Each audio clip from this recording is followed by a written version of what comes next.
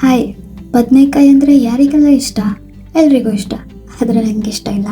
ಅದಕ್ಕೆ ನಮ್ಮಮ್ಮ ಬದನೆಕಾಯಿ ಸುಟ್ಟಿದ್ದು ಚಟ್ನಿ ಮಾಡಿಕೊಡ್ತದೆ ನನಗೆ. ಆ ಸುಟ್ಟಿದ್ದು ಚಟ್ನಿ ಅಂತರೋ ಗೊಜ್ಜಂತರೋ ನಂಗೆ ಗೊತ್ತಿಲ್ಲ, ಬಟ್ ಬದನೆಕಾಯಿ ಸುಟ್ಟಿ ಮಾಡೋದು ಇದೊಂದು ರೆಸಿಪಿನ ನಮ್ಮ ಮನೇಲಿ ಬದನೆಕಾಯಿ ಅಂತ ತಂದಾಗ ತಿನ್ನೋದು. ಸೊ ಇದನ್ನು ಯಾವ ರೀತಿ ಮಾಡಿದ್ರು ಅಂತ ಹೇಳ್ತೇನೆ ನಾನು ನಿಮಗೆ.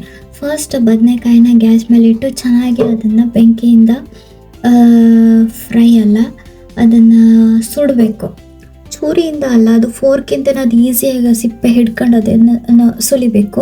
ಅದಾದಮೇಲೆ ಅದು ಸಿಪ್ಪೆನೆಲ್ಲ ಸೈಡ್ಗೆ ಇಟ್ಟು ಅದೇನು ಅದರದ್ದು ಉಳಿದಿರ್ತದೆ ನೋಡಿ, ಅದರದ್ದು ಒಳಗಡೆ ಇರೋ ಅಂಶ, ಅದಕ್ಕೆ ಸ್ವಲ್ಪ ಉಪ್ಪು ಹಾಕಿ ಅದನ್ನು ಚೆನ್ನಾಗಿ ನೀಟಾಗಿ ಸ್ಮ್ಯಾಶ್ ಮಾಡಬೇಕು. ಅದಾದಮೇಲೆ ಹಸಿ ಈರುಳ್ಳಿ ಹಾಕಿ ಅದನ್ನು ನೀಟಾಗಿ ಅದ್ರ ಜೊತೆಲೆ ಮಿಕ್ಸ್ ಮಾಡಬೇಕು.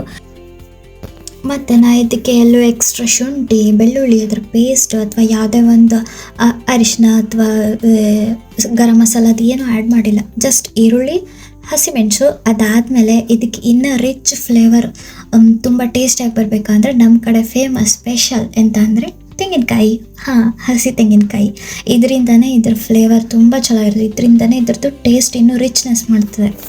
ಸೊ ಕಾಯೆಲ್ಲ ಹಾಕಿ ಅದನ್ನು ನೀಟಾಗಿ ಕಲಸಿದ್ಮೇಲೆ ವಾವ್, ತಿನ್ನಲಿಕ್ಕೆ ಎಂತ ಸೂಪರಾಗಿರ್ತದೆ ಗೊತ್ತಾ. ಬದನೆಕಾಯಿ ಇಷ್ಟ ಇಲ್ಲದವಳು ನಾನು ಈ ರೆಸಿಪಿ ತಿಂತೆ ಅಂದರೆ just imagine. Okay, thanks for watching. Bye.